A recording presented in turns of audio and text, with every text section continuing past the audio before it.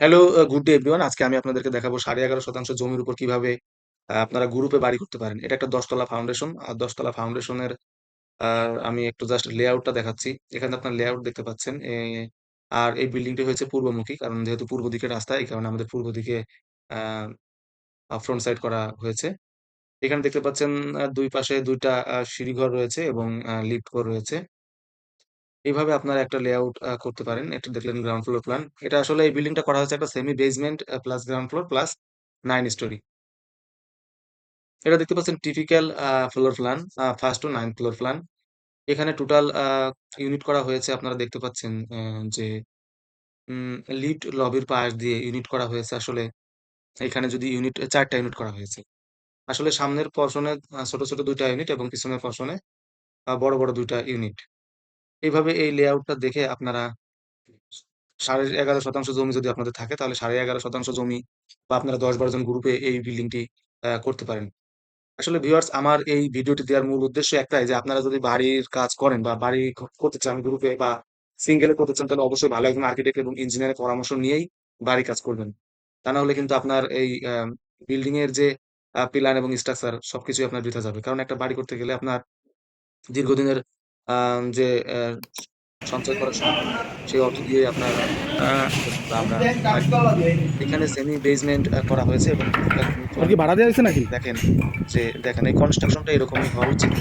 আপনার যখন বড় এরিয়া হবে, যেহেতু এখানে 11.5% জমি, তাহলে অবশ্যই ভয়েড রাখা হয়েছে। ভয়েড না রাখলে আসলে এখানে বিল্ডিং এ আলো বাতাস ঢুকতে পারবে না। তার আর মানে ভয়ের স্ট্রাকচারাল ডিজাইন না আপনার রাখলে তো অবশ্যই সমস্যা। আইবি মেম্বারশিপ আছে এমন কোনো সিভিল ইঞ্জিনিয়ার দিয়ে করবেন। তাহলে আপনার বাড়ির তবে ডিজাইনটি কাজ করতেছে, এই বুঝতে যে গাঁথনি পারবেন করছে না, এবং আমরা ভূমিকম্প তো দুটা করে চেক দিছি। কারণ আমাদের বাংলাদেশের প্রেক্ষাপটে বর্তমানে ভূমিকম্পের যে স্কেল সেটা বর্তমান মানে বৃদ্ধি পাচ্ছে। আগামীতেও বৃদ্ধি পাবে। সেই হিসাবে আপনারা ডিজাইন কি করার দেখেন? সময় অবশ্যই ভূমিকম্প হুম। প্রতিরোধী আরে এ খাল reinforcement থাকবে নাকি? ডিজাইন করবেন এবং আ এদের ড্রেন।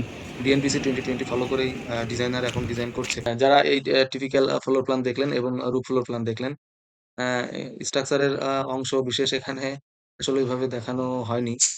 তবে আপনারা যে এইভাবে যদি কোনো প্ল্যান করতে চান তাহলে অবশ্যই আমার সাথে যোগাযোগ করতে পারেন অথবা আপনার পরিচিত বা নিকটস্থ কোনো আর্কিটেক্ট বা ইঞ্জিনিয়ারের পরামর্শে আপনারা বাড়ির কাজ অবশ্যই করবেন। আর ভিউয়ার্স আপনারা জানেন যে পৌরসভা সর্বোচ্চ ৭ তলা পর্যন্ত বিল্ডিং অনুমোদন দিতে পারে। আর ৭ তলার উপরে গেলে আপনার বিসিসি কমিটি অর্থাৎ বিল্ডিং কনস্ট্রাকশন কমিটি যেখানকার সভাপতি হচ্ছে ডিসি মহোদয়। আপনারা সেই বিসিসি কমিটির সাপেক্ষে অনুমোদন নিবেন। তাহলে আপনার ডিজাইন এবং আ বিল্ডিং এর যে অনুমোদন সেটা প্রপারলি হবে। আমি নেক্সট এ এই বিল্ডিং কোড সংক্রান্ত ভিডিও দিব। যদি আপনারা আমার এই ভিডিওকে লাইক করে থাকেন তাহলে আমি নতুন, নতুন ভিডিও দিয়ে আপনাদেরকে আমি দেখাতে পারবো। এটার বর্তমান কনস্ট্রাকশন কাজ চলছে। আমি কনস্ট্রাকশন কাজটা একটু দেখাই আপনাদেরকে।